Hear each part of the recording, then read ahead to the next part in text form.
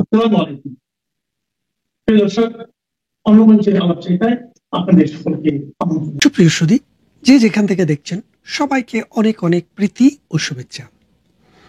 বাংলাদেশে আজকে আপনারা যদি রেডিও, টেলিভিশন, পত্রিকা, সোশ্যাল মিডিয়া যেটার দিকেই তাকান, দেখবেন এখনকার টক অব দ্য কান্ট্রি হচ্ছে ডক্টর ইউনূসের ভারত আমেরিকায় সফর, এবং সেখানে আওয়ামী লীগের প্রতিবাদ, প্রতিরোধ এবং এনসিপির উপরে ডিম নিক্ষেপ, এই বিষয়টি নিয়ে কথা হচ্ছে, অনেক কথা হচ্ছে, চারদিকে শোরগোল হচ্ছে, নানান জন নানান কথা বলছে। বহু বুদ্ধিজীবী, বহু জ্ঞানী শিবির করে, ছাত্র দল করে, বা বিএনপি জামাত করে, এনসিপি করে, এইরকম অনেক লোকের কাছে শুনছি যে এই ডিম নিক্ষেপ একটা অন্যায় কাজ, এটা করা উচিত না। অথচ এই তারাই কদিন আগে আমরা দেখেছি Anisul Haque, doctor Dipu Moni, Salman F Rahman, justice Manik, এইরকমভাবে যেই সব আওয়ামী লীগ নেতাকে সরকার অ্যারেস্ট করেছে, তাদেরকে যখনই আদালতে আনা হচ্ছে সেখানে ডিম নিক্ষেপ করা হচ্ছে, তাদেরকে আক্রমণ করে মারপিট পর্যন্ত করা হচ্ছে। এখন আপনি ধরেন আওয়ামী লীগের নেতা যাদেরকে আপনি গ্রেপ্তার করেছেন, অ্যারেস্ট করেছেন, তারা যদি অন্যায় করে থাকে, তারা যদি কোনো অপরাধ করে থাকে, তাদেরকে আপনার শাস্তির আওতায় আনছেন, তারা আপনার হাতে আছে, তাদেরকে বিচার করবেন, বিচার করে শাস্তি দিবেন, মৃত্যুদণ্ড দিবেন, কারাদণ্ড দিবেন, অথবা খালাস দিবেন। কিন্তু আপনার রাষ্ট্রের প্রটোকল নিয়ে, রাষ্ট্রের যারা দায়িত্বে আছে তাদের সহযোগিতায় এদের উপরে ডিম নিক্ষেপ হচ্ছে, এদেরকে মারা হচ্ছে, এদেরকে ডিফেন্ড করার জন্য যে আইনজীবী যাচ্ছে তাদেরকেও মারা হচ্ছে। এখন বাংলাদেশের রাজনৈতিক দল হিসেবে যে যাই বলেন, মানে অনেকে তো অনেক কথাই মনে মনে বলেন, মুখে মুখে বলেন, কিন্তু মনের দিকে যখন তাকান তখন সবাই বলেন আওয়ামী লীগ বাংলাদেশের one of the oldest political party, এবং তাদের রাজনৈতিক শক্তি এবং সামর্থ্য এবং তাদের যে সারা দেশে সমর্থন, এটা অন্য যে কোনো দলের চাইতে বেশি। তাহলে সেই দলটাকে যখন আপনি এইভাবে নিপীড়ন, নির্যাতন করবেন, আর আমেরিকা যায় ডিম খাইলে আপনার কাছে মনে হয় যে বাংলাদেশে করলে এটা ঠিক আছে, কারণ বাংলাদেশ তো আপনার কথাই চলবে, আর যদি আমেরিকায় করে তাহলে এটা ঠিক নেই, তাই তো?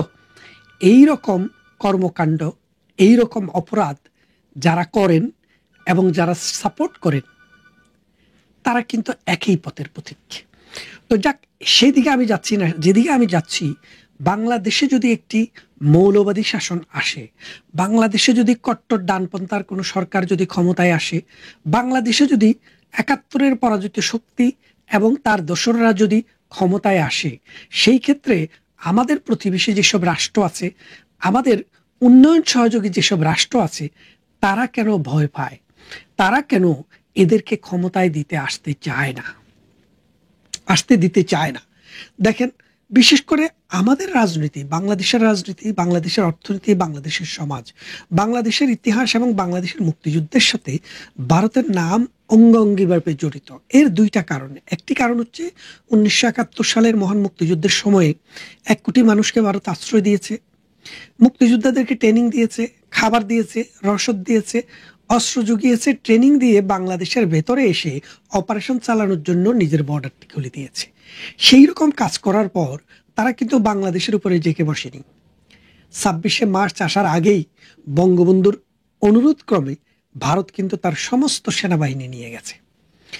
এর ফলে ভারত যে বন্ধুত্বের নিদর্শন দেখিয়েছে, পৃথিবীর ইতিহাসে আরেকটি দেশ সরাসরি এসে স্বাধীন করে দিয়ে কিছু না নিয়ে এইভাবে চলে যাওয়ার নজির বাংলাদেশের স্বাধীনতা যুদ্ধের সহযোগী ভারত ছাড়া আর একটি রাষ্ট্র আপনি পাবেন না। আপনি দেখেন, আফগানিস্তানে যখন যুদ্ধ করেছে, ব্রিটিশ আমেরিকা কত বছর ছিল, ভিয়েতনামে কত বছর ছিল, এই দ্বিতীয় বিশ্বযুদ্ধে সহযোগিতা করার পর আমেরিকা পৃথিবীর কত দেশে ঘাঁটি গেড়ে এখনো বসে আছে। কাতারের কাছ থেকে, পৃথিবী মধ্যপ্রাচ্যের সবচেয়ে বড় ঘাঁটিটি কাতারে আমেরিকার, সেই ঘাঁটির পয়সা দিতে হয় কাতারকে, সেনাবাহিনী পালার জন্য অস্ত্র কিনে আনতে হয় কাতারকে। অথচ ইসরায়েল যখন কাতারে আক্রমণ করে 6 জন লোককে হত্যা করে, তখন কিন্তু আমেরিকান বাহিনী একটি বন্দুকের একটি গুলিও ফুটায়নি। তো এইরকম কিন্তু আমরা দেখছি, অথচ ভারত তার বিপরীত আমাদের অর্থনীতিতে নানাভাবে সহযোগিতা করছে। বাংলাদেশ যে পরিমাণ বৈদেশিক মুদ্রা অর্জন করে সেটা প্রায় এখন 70 বিলিয়নের কাছাকাছি, 60 থেকে 70 বিলিয়ন। এই 60-70 বিলিয়ন আমরা যে গার্মেন্ট ম্যানুফ্যাকচারিং রপ্তানি করি, এর যে মূল কাঁচামাল, সেই কাঁচামালের প্রধান সরবরাহকারী রাষ্ট্র হচ্ছে ভারত। এখন এই ভারত থেকে যদি এই কাঁচামাল আমরা আমদানি করতে না পারি, তাহলে আমাদের এই 70 বিলিয়নের এই যে বৈদেশিক মুদ্রা অর্জন, সেটা অনিশ্চিত হয়ে যায়। কেন হয়ে যায়? যেটা ভারত আমাদেরকে সরবরাহ করে, এটা কিন্তু পাকিস্তানের সেই সক্ষমতা নেই সরবরাহ করার। দ্বিতীয়ত, ভারত ছাড়া যদি আমরা জাপান থেকে আনি, অস্ট্রেলিয়া থেকে আনি, কানাডা থেকে আনি অথবা চায়না থেকে আনি, তাহলে আমাদের যে পরিবহন ব্যয় বেড়ে যায় 20%, এবং সময় বেড়ে যায় 15 থেকে 20 দিন। তাহলে আপনি একটা জিনিস হিসেব করে দেখেন, আপনি যেটা আপনার প্রতিবেশী একটা রাষ্ট্রের কাছ থেকে 15 থেকে 20% কম দামে এবং 50% কম পরিবহন খরচে নিয়ে আসতে পারেন, সেই ক্ষেত্রে আপনি আমেরিকা, কানাডা, অস্ট্রেলিয়া, নিউজিল্যান্ড অথবা চায়নাতে যাবেন কেন? এখন চায়না থেকে ধরেন আপনি আনলেন, কিন্তু আনলে আপনার যে ট্রান্সপোর্টেশন কস্ট বেড়ে যাবে 10%, আর মানে ক্রয় মূল্য বেড়ে যাবে আরও 20%। 20 আর 10 এই হলো 30%। এখন আপনার যদি 30% যদি ভিত্তিমূল্য বেড়ে যায়, তাহলে আপনি বিক্রি করবেন কত টাকায়? সেই জন্য বাংলাদেশের এই ব্যবসাটাকে ধরে রাখার জন্য ভারতের এই মার্কেটটি, এই মানে ভারতের রপ্তানি আমাদের আমদানি, এটিকে স্থিতিশীল রাখা দরকার। এখন আরো একটি বিষয় হচ্ছে, ভারত আমাদের 3 দিক দিয়ে ঘেরা। আমাদের এই 3 দিক দিয়ে ভারতের 60টি ছোট ছোট স্টেট আছে। এই স্টেটগুলা বেশিরভাগই দুর্গম, পাহাড়ি, এবং ভারতের যে দিল্লি, আগ্রা, মূল ভূখণ্ডের যে রাজধানী যেখানে, সেখান থেকে এই জায়গাগুলো একটু অনেক রিমোট। যার কারণে এই বাংলাদেশে থাকা, বাংলাদেশের ভিতরে যদি মৌলবাদী এবং সন্ত্রাসীরা এবং মৌলবাদী কোনো সরকার যদি এখানে ক্ষমতায় বসে, তাহলে তারা পাকিস্তানের সাথে লিয়াজো করে এই ভারতের 60টি স্টেটকে অশান্ত করবে। যার কারণে ভারত কোনোদিনও চায় না যে এই বাংলাদেশে একটি মৌলবাদী শাসন আসুক, এবং এই মৌলবাদী শাসন যদি বাংলাদেশে আসে, ভারতের সাথে সম্পর্কটি হবে দাঁড় কোমড়ায়। আর এই দাঁড় কোমড়ার সম্পর্ক যখন ভারতের সাথে হবে, তখন সারা বিশ্ব এখানে ইনভেস্টমেন্ট কমিয়ে দেবে। পৃথিবীর বিভিন্ন দেশ যারা এইসব দেশে বাংলাদেশের মতো জায়গায় ইনভেস্ট করে, তাদের ইনভেস্ট জিরোতে নেমে আসবে। কারণ ভারতের নানান দিক আছে। ভারত বলে, আপনি যদি বাংলাদেশে বিনিয়োগ করেন, তাহলে আমার দেশে আমি আপনাকে বিনিয়োগ করতে দেব না। এখন যেখানে 1.3 বিলিয়ন বা 1.5 বিলিয়ন জনগণ, সেইখানে সরকার কেন 0.17 বিলিয়ন মানুষের কাছে বিনিয়োগ করবে? অর্থাৎ আমাদের হচ্ছে 17-18 কোটি মানুষ, আর ভারতের হচ্ছে 140 কোটি মানুষ। সচরাচর তারা চায় যে ভারতে যদি আপনি ব্যবসা করতে চান, তাহলে বাংলাদেশকে বয়কট করতে হবে। এইরকম একটা অবস্থানে যদি ভারত যায়, তখন বাংলাদেশে বড় বড় কোম্পানি যেসব বিনিয়োগ আছে, সেই বিনিয়োগগুলো ট্রান্সফার হয়ে ভারত চলে যাবে। তাহলে আপনি আলটিমেটলি কি পাচ্ছেন? আপনার অর্জনটা কি হচ্ছে? আপনার অর্জন কিছুই হচ্ছে না, বাংলাদেশের অর্জন কিছুই হচ্ছে না, বিসর্জন হচ্ছে। তাই বাংলাদেশের মতো দেশে মৌলবাদী সরকার আসলে এই ফেনোমেনাটা একটা অবধারিত বিষয়। কিন্তু এখন ভারত কিন্তু এইসব নিয়ে কোনো কথা বলে না। ভারত মনে করে বাংলাদেশ একটি স্বাধীন দেশ, এই দেশে বিদেশিরা বিনিয়োগ করবে, আমার দেশেও করবে, এতে আমাদের কোনো সে নেই, দ্বিমত নেই। কিন্তু যদি বাংলাদেশে একটি মৌলবাদী সরকার আসে, তাহলে ভারত যদি সেখানে নির্ভরতার জায়গা না পায়, তার সিকিউরিটির জায়গা না পায়, তাহলে কিন্তু ভারত বাংলাদেশের বিরুদ্ধে এইসব উদ্যোগ নিতে বাধ্য হবে। 2 নম্বরে আরেকটা বিষয় যদি আপনি দেখেন, জামাতকে নিয়ে যখন বিএনপি 2001 সালে ক্ষমতায় আসে, তখন এই যে 10 ট্রাক অস্ত্র এসেছিল রাষ্ট্রের সহযোগিতায়, কারণ জামাতের তখন রাষ্ট্রে একটা অবস্থান ছিল, যেহেতু সরকারে 2 জন মন্ত্রীও ছিল, তারা পাকিস্তানের সাথে, চায়নার সাথে চুক্তি করে এই বাংলাদেশের উপর দিয়ে ভারতের এই বিদ্রোহীদের কাছে দেওয়ার জন্য 10 ট্রাক অস্ত্র নিয়ে এসেছিল। অনুপ চেটিয়া এবং পরেশ বড়ুয়া বাংলাদেশে বসে বসে রাজনীতি করছিল, কেউ কেউ এখানে ঘর সংসারও করছিল, এবং এরা করছিল মূলত জামাতের সহযোগিতায়। বিএনপিরও ইন্ধন ছিল বলে আমরা জানি। সেটা যখন আওয়ামী লীগ সরকার ক্ষমতায় আসে 2008 সালে, প্রধানমন্ত্রী শেখ হাসিনা কিন্তু পরেশ বড়ুয়া, অনুপ চেটিয়া দুইটাকেই কিন্তু আইনের আওতায় নিয়ে আসে। আমাদের স্বাধীন বাংলাদেশকে তাদের সন্ত্রাসের এবং বিচ্ছিন্নতাবাদীর অভয়ারণ্য হিসেবে ব্যবহার করতে দেয়নি, যার কারণে ভারতের একটি বিশ্বাস হয়েছে যে আওয়ামী লীগ সরকার যখন ক্ষমতায় থাকে ভারতের সামরিক ব্যয় অন্তত $2 বিলিয়ন কম হয়। আর যদি বাংলাদেশে আওয়ামী লীগ সরকার ক্ষমতায় না থেকে বিএনপি জামাতের মতো জোট ক্ষমতায় থাকে তাহলে তাদের 2 বিলিয়ন সামরিক ব্যয় বেড়ে যায়, কারণ এই সীমান্ত 4,500 বর্গ কিলোমিটারের এই সীমান্তকে পাহারা দিতে হয়। তাই আমি যেটা বলছি যে এই ভারত কখনো বাংলাদেশে এই সন্ত্রাসবাদী, এই জঙ্গিবাদী, এই মৌলবাদী, এই ধর্মাশ্রয়ী সাম্প্রদায়িক শক্তিকে ক্ষমতায় দেখতে চায় না।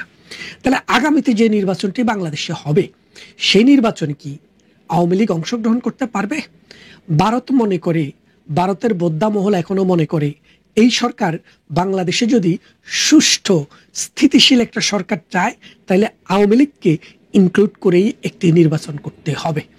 আওয়ামী লীগকে যদি ইনক্লুড করে নির্বাচন করা না হয় সেই নির্বাচনের স্থায়িত্ব বাংলাদেশে 5 বছর হবে না। আরেকটি এনার্কি হবে, হত্যা হবে, মৃত্যু হবে, অর্থনীতি ধ্বংস হবে এবং দেশটি ভিক্ষার ঝুলি হাতে নেবে। তাই এখনই মনে করে ভারতের অনেক ট্যালেন্টেড মানুষের সাথে, অনেক ইন্টেলেকচুয়াল মানুষের সাথে, কবির সাথে, প্রাবন্ধিকের সাথে, অনেক পররাষ্ট্র বিষয়ে কাজ করেন, সিকিউরিটি নিয়ে কাজ করেন, অনেকের সাথে নানান সভায় সমাবেশে, নানান মিটিংয়ে অথবা নানান ঘরোয়া আলোচনায় কথাবার্তা হয়, দেখা সাক্ষাৎ হয়। বুঝেছি তাদের যে ধারণা যে বাংলাদেশে আওয়ামী লীগবিহীন কোনো নির্বাচন সম্ভব নয়। আর যদি কোনো কারণে কাঁধ ঠেলে যদি ডক্টর ইউনূস মৌলবাদীদেরকে সাথে নিয়ে এইরকম একটি নির্বাচন করে তার পরিণতি বাংলাদেশের জন্য অনিবার্যভাবে বিপর্যয় ডেকে আনবে। আপনি দেখেন ডক্টর ইউনূস আমেরিকায় যাচ্ছে, সেখানে প্রতিবাদের সম্মুখীন হচ্ছে, ব্রিটেনে আসছে, সেখানে প্রতিবাদের সম্মুখীন হচ্ছে, ডক্টর ইউনূসের সেনা বাহিনী জাপান যাচ্ছে, সেখানে প্রতিরোধের সম্মুখীন হচ্ছে। আপনি যাবেন কোথায়? এই 56,000 বর্গ মাইল পেরিয়ে আপনি যেখানেই যাবেন সেখানেই আপনি প্রতিরোধের সম্মুখীন হবেন। আপনার পক্ষে কথা বলার লোক পাবেন না। আপনি যেই শেখ হাসিনাকে এত বছর থেকে আপনারা মানে অভিযোগ দিয়ে এসছেন যে একটি সুষ্ঠু নির্বাচন হয়নি, মানে সুষ্ঠু বলতে ইনক্লুসিভ নির্বাচন হয়নি। সুষ্ঠুতার প্রথম কথাই হচ্ছে ইনক্লুসিভনেস, পরবর্তীতে হবে সুষ্ঠু। এই ইনক্লুসিভনেস না থাকার কারণে আপনারা শেখ হাসিনার নির্বাচনকে বর্জন করেছেন। এখন আপনারা যে নির্বাচনটি করছেন দেশের সবচেয়ে বড় দলকে ইনক্লুসিভকে অংশগ্রহণ করার কোনো সুযোগে রাখছেন না। আওয়ামী লীগ যাবে কি যাবে না সেটা তো তার ইচ্ছে, কিন্তু আপনি তাকে কোনো নির্বাচনে অংশগ্রহণ করার সুযোগে রাখছেন না। এর ফলে কি হচ্ছে? বাংলাদেশ একটি অন্ধকার অনিশ্চিত ভবিষ্যতের দিকে রওনা দিয়েছে। এখন বাংলাদেশের যে ডক্টর ইউনূস তিনি তো 5 দিনের সরকার, তিনি চলে যাবেন। এই যে মনে করেন নাবালক এনসিপির ছেলে পেলে তারাও কিন্তু রাষ্ট্র পরিচালনার কোনো অভিজ্ঞতা নাই, জীবনের কোনো অভিজ্ঞতা নাই, বোধ নাই, বুদ্ধি নাই, মূর্খ হয়নি। এবং আপনি যদি দেখেন জামাত ইসলামী কোনোদিন তারা এককভাবে সরকার গঠন করে নাই, 2 জন মন্ত্রী সর্বোচ্চ পেয়েছে। বাংলাদেশের সর্বোচ্চ 10%-এরও নিচে তারা ভোটের শেয়ার করে, অর্থাৎ বাংলাদেশের মোট পপুলেশনের। তাইলে এখন খেয়াল করে দেখেন, যদি বাংলাদেশে 10% হলো জামাতের ভোট আর 30% হচ্ছে বিএনপির ভোট, এই 40%-এর ভোট নিয়ে যদি দেশ শাসন করে আর 60% মানুষকে যদি বাইরে রাখে, তাহলে দেশে যে অশান্তি, অরাজকতা হবে, মানুষ যে বিচ্ছিন্ন হয়ে যাবে, সমাজে যে একটা এনার্কি তৈরি হবে, অর্থনীতি একটা অনিশ্চিত গন্তব্যের দিকে যাবে, এই জিনিসটিও মনে রাখা দরকার। তারপর আপনি দেখেন বাংলাদেশে আসিফ নজরুল যখন ক্ষমতা আসলো, এই ক্ষমতা আসার পর আসিফ নজরুল ক্ষমতা আসার আগেই বললেন 26 লক্ষ ভারতীয়, এখন কিন্তু তিনি আর ভারতীয় চোখে দেখেন না। কারণটা কি? কারণটা একটু গভীরভাবে উপলব্ধি করার ব্যাপার। তারপর দেখেন মোল্লারা আজকাল কথা বলছে, এরা যে এই যে জামাতে ইসলামী, আপনারা অনেকে ইসলাম এবং জামাত মনে করেন, জামাত শব্দটা তো আলাদা শব্দ, এটার সাথে ধর্মের সম্পর্ক নেই, কিন্তু ইসলামের সাথে ধর্মের সম্পর্ক আছে। এই জামাতে ইসলামীর যেসব নেতা, এই যে হামজা আজকাল কি বলছে, ঢাকা বিশ্ববিদ্যালয়ে এত বছর পর্যন্ত কি হয় না, কোনো আজানে হয় না, 17 বছর থেকে নাকি আজানে হয় নাই, কারণ ছাত্রলীগের পোলা মানে নাকি আজান শুনতে পছন্দ করে না। এই যে মিথ্যা কথা, বাটপারিকতা, এরাই হচ্ছে তাদের মুখপাত্র। তারপরে আপনি আরেকটা দেখেছেন, নোয়াখালীর তারেক মনোয়ার, প্রতিদিন পাঠাবাস, একটা মিথ্যা কথা না বললে তার দিনই শুরু হয় না। এরা হচ্ছে জামাত।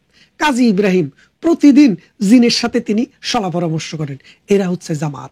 তারপরে আপনি দেখেন সাম্প্রতিক আরেকটা বলল, জাহাঙ্গীরনগর বিশ্ববিদ্যালয় নাকি প্রতিদিন ছেলেপেলেরা যে মুগ্ধ হয়ে মানে কুলি করে নাকি মদ দিয়া, মদটা নাকি এত সহজ প্রাপ্য। এই যে কথাবার্তা, এইসব কথাগুলো শুনলে আপনারা বুঝবেন, কি বুঝবেন, যে এইসব মানুষ ধর্মের নামে লেবাস ব্যবহার করে নিজেদের অন্য কোনো জায়গায় বুদ্ধি জ্ঞান খাটিয়ে কর্ম করার কোনো ক্ষমতা নাই। কবর জিয়ারত, ওয়াজ মাহফিল, এগুলা করে নিরীহ, নিরপরাধ এবং অর্ধশিক্ষিত, আধা শিক্ষিত, অশিক্ষিত যারা আল্লাহু আকবার, তারপরে সুবহানাল্লাহ, ঠিক বললাম কিনা, ঠিক বলেছেন, এরকম বলে বয়ান দেয়, এইসব মানুষের বক্তৃতা শুনে। আসুন, আমাদের আগামী নির্বাচনকে আমরা যদি এটা গ্রহণযোগ্য মাত্রায় নিতে চাই, সকল দলের অংশগ্রহণে একটা নির্বাচন চাই, যেই ক্ষমতায় আসুক, আমাদের কোনো কথা নেই। এক, দ্বিতীয় হচ্ছে এই আল্লাহর ধর্মের নামে, নবীর ধর্মের নামে, ইসলামের নামে যারা এই মিথ্যা প্রপাগান্ডা করে, প্রতিদিন মিথ্যা কথা, প্রমাণিত মিথ্যা কথা, এগুলা তাদেরকে ইসলাম ব্যবহার করা থেকে বিরত রাখার জন্য আমরা যা করা দরকার তাই করার জন্য প্রস্তুত থাকেন। মিথ্যাভাবে ইসলামকে মানুষের কাছে উপস্থাপন করে সন্ত্রাস, সাম্প্রদায়িক শক্তি বাংলাদেশকে এবং এই সমাজকে যেইভাবে বিভক্তির দিকে নিয়ে যাওয়ার চেষ্টা করছে, 1971 সালের চেতনার বিপক্ষে নেওয়ার চেষ্টা করছে, সেটাকে রুখে আমরা একটি সুষ্ঠু, সুন্দর রাষ্ট্রের দিকে যেন যেতে পারি, সেই জন্য নির্বাচনমুখী হওয়ার জন্য সকলের প্রতি আহ্বান জানাচ্ছি। কথা হবে অন্য কোনো ভিডিওতে, অন্য কোনো ইস্যুতে। ততক্ষণ ভালো থাকবেন।